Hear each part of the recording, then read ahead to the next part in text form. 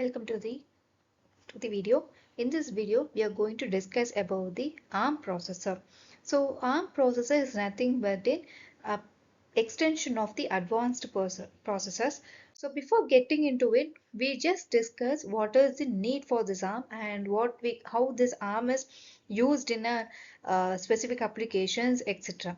So before getting into the DT structure, let us discuss what is this ARM.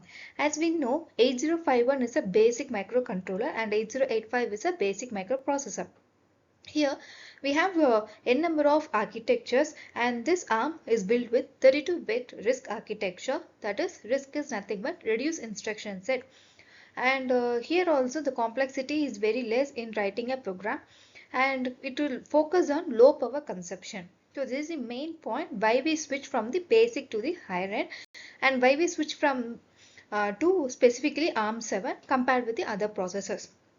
And it is a three-stage pipeline technique for the efficient instruction execution, and this is widely used in the embedded systems and mobile devices. So now let us discuss why the ARM7 is needed. With compared to the other processor, why it is needed, we have to understand it. So first, it mainly focuses on power efficiency. So the customers usually focuses on power, performance, and the memory size, etc. Right? So on that focus, on the customer focus, the power efficiency in ARM is low power consumption, essential for battery power device.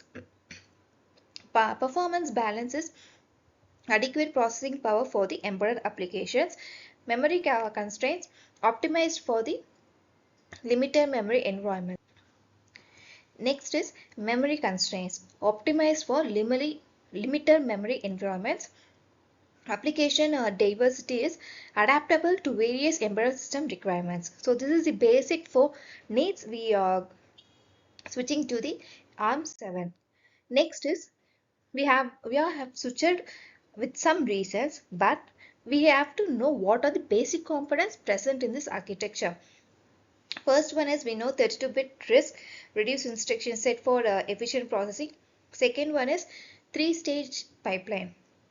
Three-stage nothing but fetch, decode, execute for improved performance. And next is thumb instruction set. It is nothing but 16-bit compressed instruction for memory efficiency. Next one, low power design, optimized for battery powered applications. So here you can see an architecture like it has JTAG, ARM processor, voltage regulator, memory controllers like EBIs, SRAM and flash, and it has peripheral data controller also. And apart from that, you can see the various peripherals connected like Ethernet, CAN, USB, UART, SPI. So these are the various peripherals interface available for interfacing. And coming to the applications, customers consumers electronics, that is smartphones, tablets, wearables, and in automotive, in the engine control and infotainment. Industrial control is nothing but automation, robotics, and IoT device focus on sensors and smart home.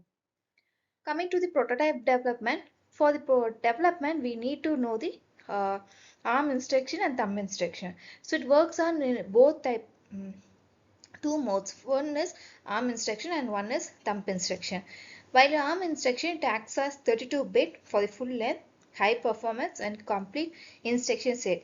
But coming to the thumb instruction, it works only in the 16-bit compressed and memory efficient subset of ARM. Addressing mode, we have four types of addressing mode. One is immediate, register, direct and indexed. And under this addressing modes, we can write the instructions, though we have two sets of modes available like ARM and thumb. The only thing you have to note down is, first we have to go for the hardware prototypes, like this. We have to create a physical devices for hands-on learning. And after that, we have to look into the software prototypes, like what are the developing tools for visualization and interfacing with the ARM code.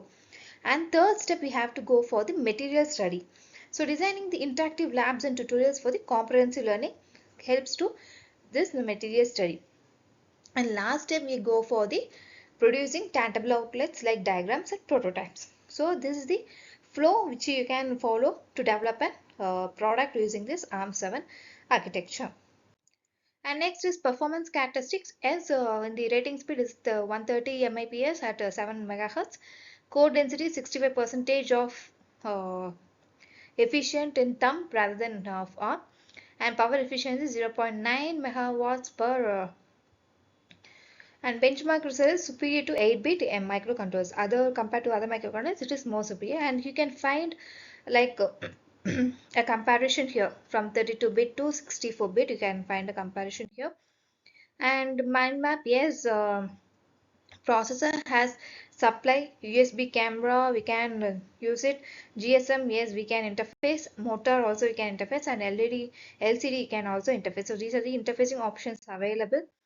And coming to the industrial control system, it mainly focuses on low power, real-time response, efficient ISA, and input-output integration. So this is nothing but a brainstorming of ARM7. So we have discussed why we need ARM. We have discussed what is ARM and what are the components, and we also discuss what we can develop from it, and we also discuss in prototyping stage what are the two types of modes available and how we can go for the prototyping. So in the next lecture series we will discuss with another important topic. Thank you.